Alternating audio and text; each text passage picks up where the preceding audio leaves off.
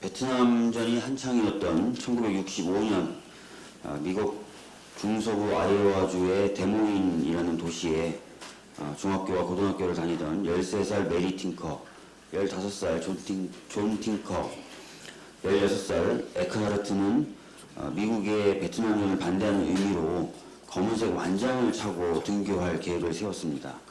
이 계획을 미리 알게 된 교장은 검은 완장을 두른 채 학교에 오게 된다면 징계를 하겠다고 선언을 했습니다. 그렇지만 이 학생들은 계획대로 검은 완장을 두른 채로 등교를 했고 결국 이 학생들에게는 등교 정지 조치가 내려졌습니다.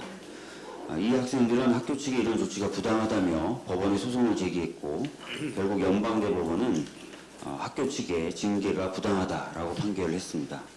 이 판결에서 연방대법원은 헌법적 권리에 대한 신중한 보고가 학교보다 더 중요한 것은 없다.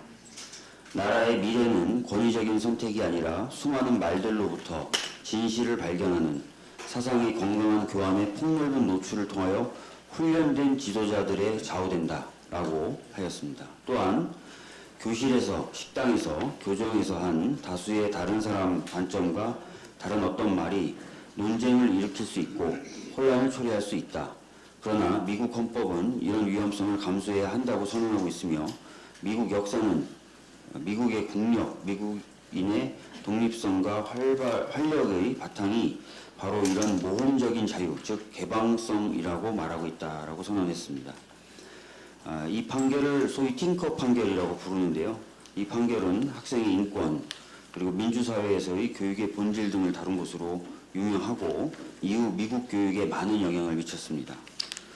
지난 12일 선관위는 문희상 국회의장과 각 교섭단체 대표 등에게 공문을 보내서 초등, 중학교에서 예비후보자 명함 배부 금지 여부, 초등, 중학교에서 연설 금지 여부, 초등, 중학교에서의 의정보고의 개최 금지 여부 등에 대한 보완이 필요하다라는 의견을 제시했습니다.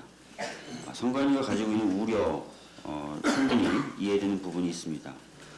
그렇지만 이 논의가 자칫해서 헌법이 보호하고 있는 표현의 자유의 가치, 민주시민으로서의 자질을 향상해야 한다는 교육기본법상 교육이념, 이번에 이루어진 선거연령 하향의 취지 등을 무색하게 만드는 것이 되어서는 안 될 것입니다. 균형 잡힌 논의가 이루어질 수 있도록 노력하겠습니다. 대통령님 신년 기자회견에서 검찰 역시 검찰개혁의 주체다라는 말씀을 또 하셨습니다. 작년 9월 27일 날 고민정 대변인을 통해서 그리고 9월 30일 날 조국 전 장관으로부터 업무 보고를 받으면서 같은 취지의 말씀을 하신 바가 있습니다. 당연한 말씀입니다.